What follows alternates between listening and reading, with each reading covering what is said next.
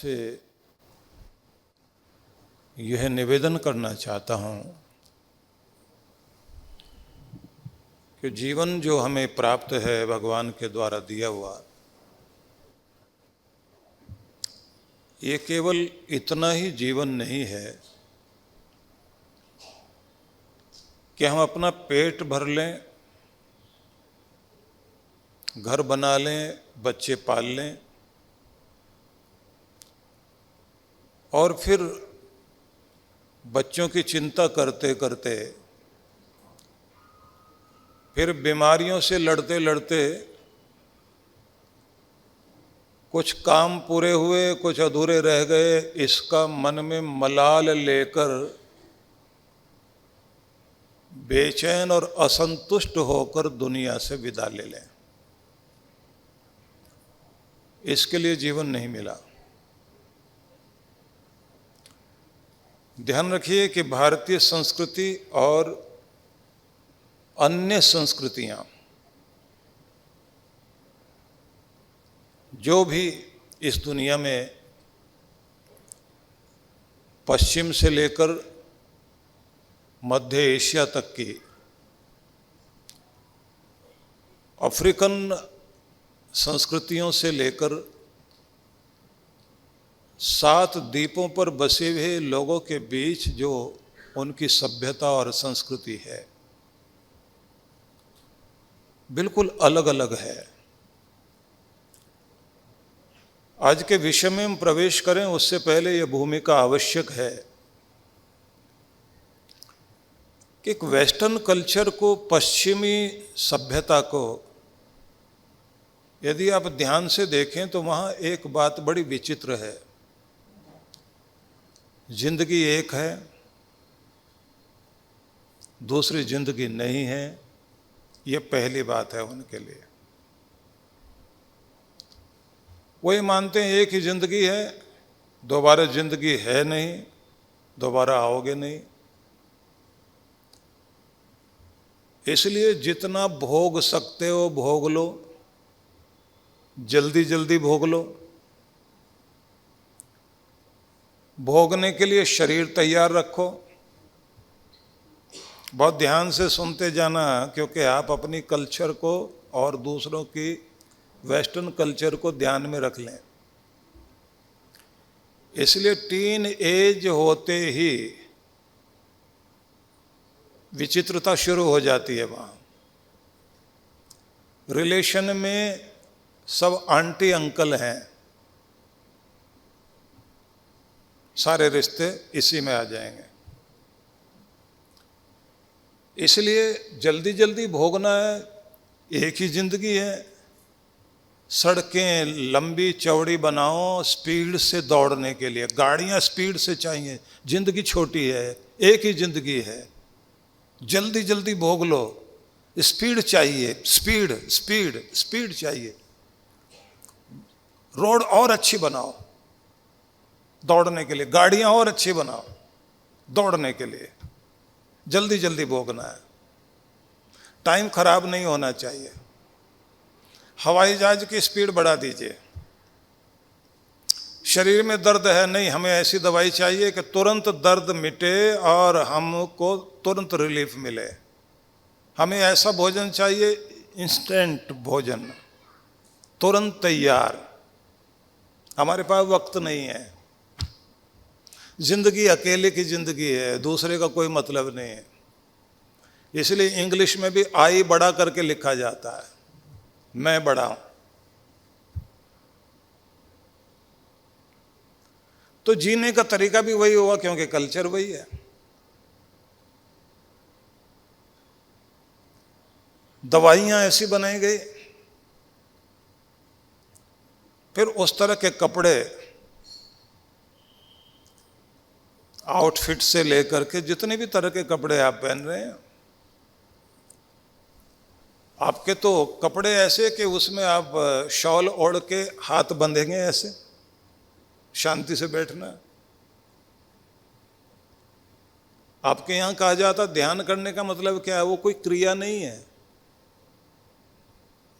यहाँ ध्यान करते हैं तो ध्यान किया नहीं जाता, होता है, घटता है। नींद ली नहीं जाती, अपने आप आती है। आपको सिर्फ तैयारी करनी है, हाथ बांधिए तो आप जो है शॉल ऐसे ओढ़ के बैठते हैं, आपका शॉल है, उनके यहाँ शॉल नहीं चलता।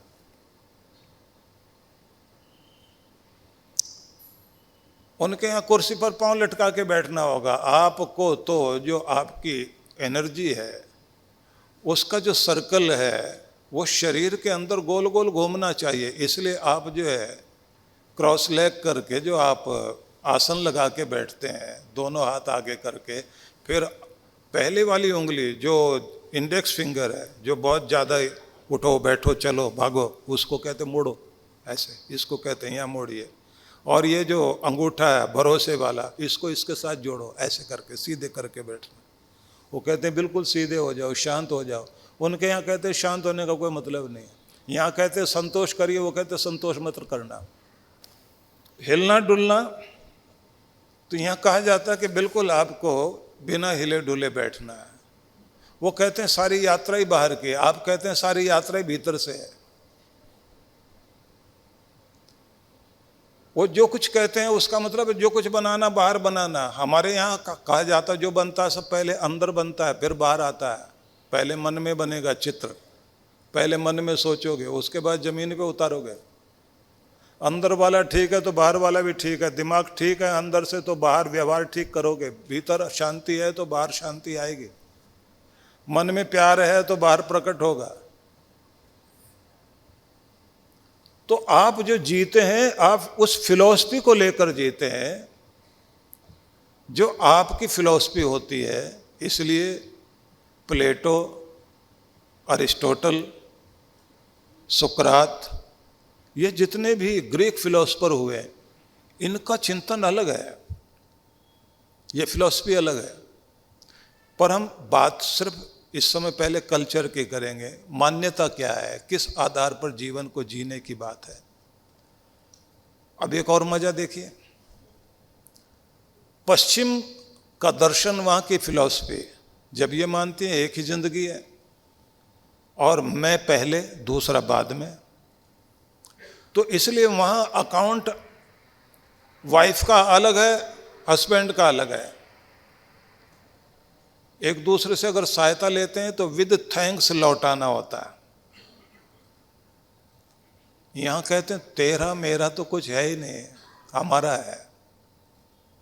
यहां की घोषणा विचित्र है। विवाह संस्कार होता है तो वर वधू को खड़ा कर दिया जाता है, बोला जाता है समंजंतु विश्व देवा समापो हृदयानि नव, कि सुनो सब लोग, समाज के सभ्य समाज के लोग, आज दो आत्माएं, दो हृदय, दो मन एक हो रहे हैं। दोनों के सपने एक होने लगे हैं, दोनों का आदर्श एक होने लगा है, दोनों की मंजिल एक ही है। अब कुछ भी बटा हुआ नहीं है। जैसे दो नदियों का पानी मिलकर एक हो जाता है, अलग दिखाई नहीं देता। आज ऐसे हम अलग अलग, मैं तू नहीं है, आज हम हो गए हैं, एक हो गए हैं। इसलिए दर्द किसी को भी होगा, एक को दर्द होगा, दूसरे की आंख में आंसू निकलेंगे। एक दूसरे के बिना जिया नहीं जा सकेगा, एक दूसरे के होकर के जिएंगे। बड़ी विचित्र बात है।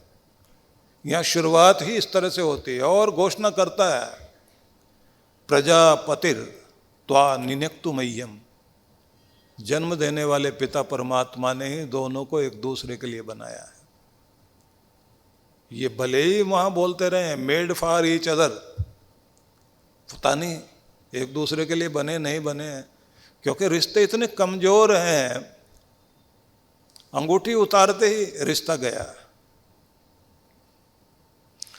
कब वो आई हेट यू बोल दे, बात खत्म हो गई। इसलिए उनके यहां सोचा भी यही जाता है कि अगर नहीं निभ पा रही है तो खटर पटर में जिंदगी जी रही है तो उठाओ अंगूठी फेंको और कहानी खत्म करो, आगे बढ़ो। ये नहीं सही तो कोई और सही, वो नहीं तो और सही। अब तो रिश्ते में बंधने वाली बात भी नहीं रह गई। अब पंडित की जरूरत नहीं है बीच में, किसी पृष्ठ की जरूरत नहीं है, दोनों साथ रहने चले जाएंगे। कब लड़ मरे, कब झगड़ मरे। तो ये जो वेस्टर्न कल्चर का अपना प्रभाव हम सब के ऊपर अपना काम कर रहा है, इसका प्रभाव आप अपनी संस्कृति पर देख रहे हैं, अपने घरों में देख रहे हैं। बुजुर्ग लोग बोलते हैं ऐसा कभी सुना नहीं था, देखा नहीं था, देख लो अब ऐसा भी होता है। हमारे जमाने में ये वो था, क्योंकि अलग अलग लहरें आकर टकरा रही हैं। क्यों टकरा रही हैं और वो हावी क्यों हो रही हैं? क्योंकि आपको अपनी संस्कृति पता नहीं, आप अपनी संस्कृति को बढ़ा नहीं रहे, आप अपने धर्म को जगा नहीं रहे हैं, आप अपनी मान्यता बता नहीं रहे हैं, तो दूसरे तो अपनी बता रहे हैं। तो इसलिए वहाँ की दवाइयाँ भी ऐसी बनाई गई हैं, साइड इफेक्ट कुछ भी देते हो, इसलिए वहाँ की हर चीज का साइड इफेक्ट है। रिश्ता तो जल्दी जल्दी जोड़ लिया, अब साइड इफेक्ट तो उसके बाद शुरू होगा ही होगा। यहां रिश्ता करने से पहले एक बड़ी विचित्र बात होती है। खानदान देखिए, रहन सहन देखिए, उनके घर के रीति रिवाज, उनके निभाने के तरीके, उनकी कल्चर, उनका उठना बैठना, खानदानी रईस हैं या अभी ताजे ताजे बने हैं, उनके सोचने का ढंग किस तरह का है, माँ बाप ने बच्चे को पाला कैसे है, क्योंकि बाद में झगड़ा यही तो होता है। केवल मात्र लड़के के माता पिता ही नहीं बोलते इसके माँ बाप ने इस लड़की को पाला कैसे है, अब तो लड़कियां भी बोलती हैं इसकी माँ ने इसको सिखाया कैसे। मैनर्स नहीं है लड़के के अंदर।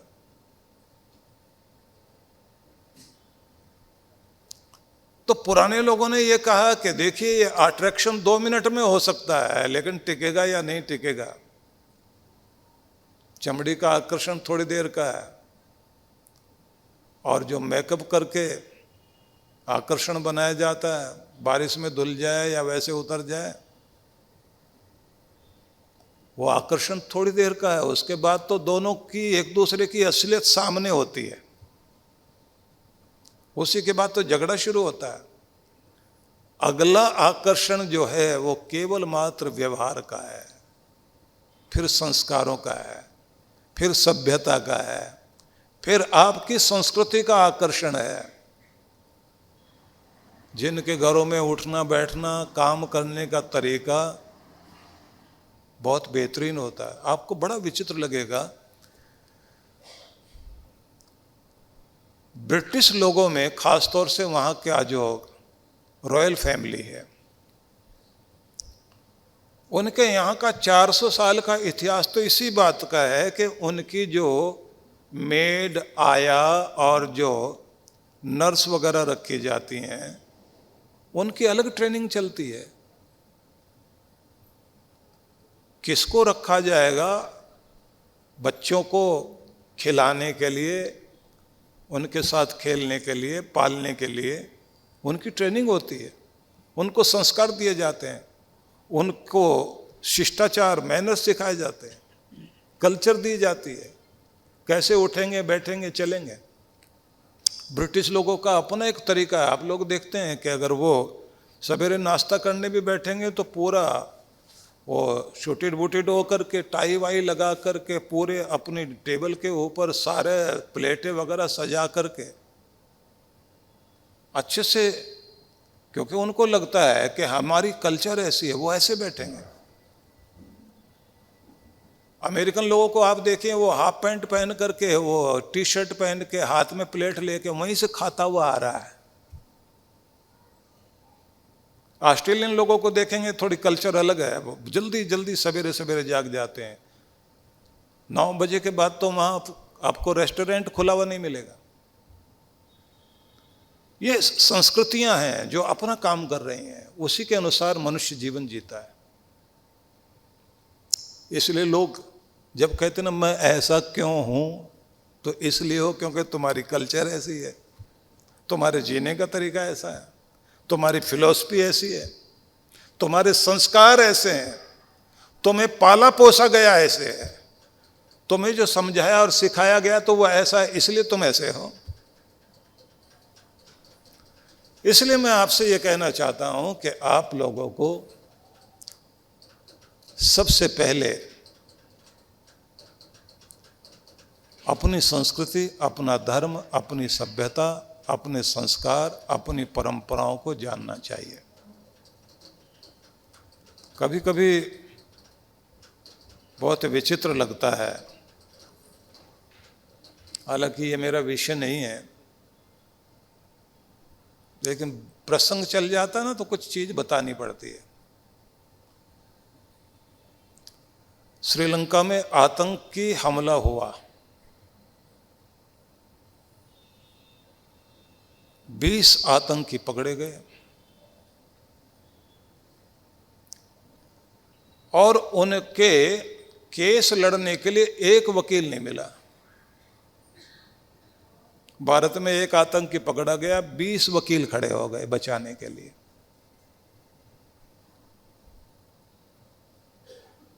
क्या करोगे आप? क्योंकि कुछ लोगों की कल्चर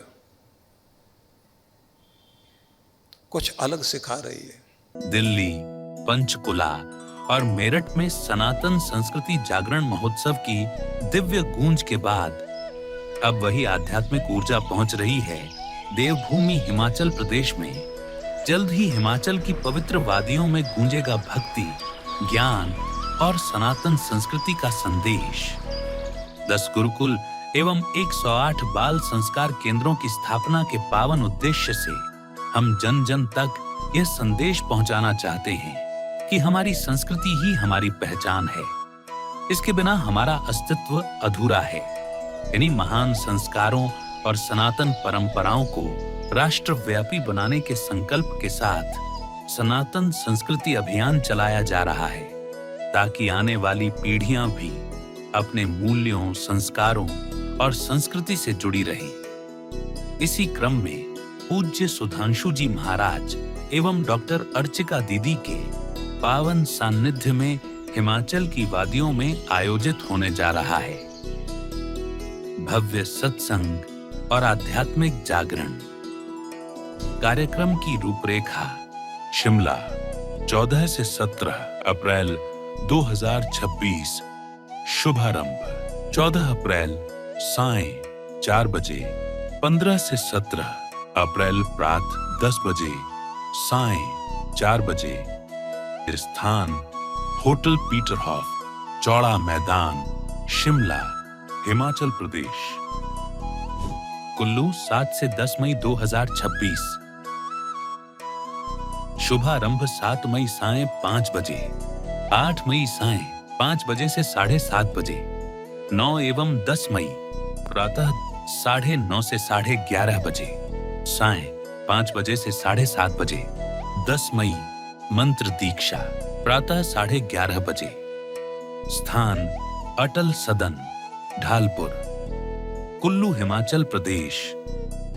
सुंदरनगर 11 से 14 जून 2026। शुभारंभ 11 जून सायं 5 बजे, 12 से 14 जून प्रातः 10 बजे, सायं 5 बजे। 14 जून मंत्र दीक्षा प्रातः 11:30। स्थान जवाहर पार्क, सुंदरनगर, मंडी, हिमाचल प्रदेश। तो आइए आप भी इस भक्ति और ज्ञान की दिव्य गंगा का हिस्सा बने।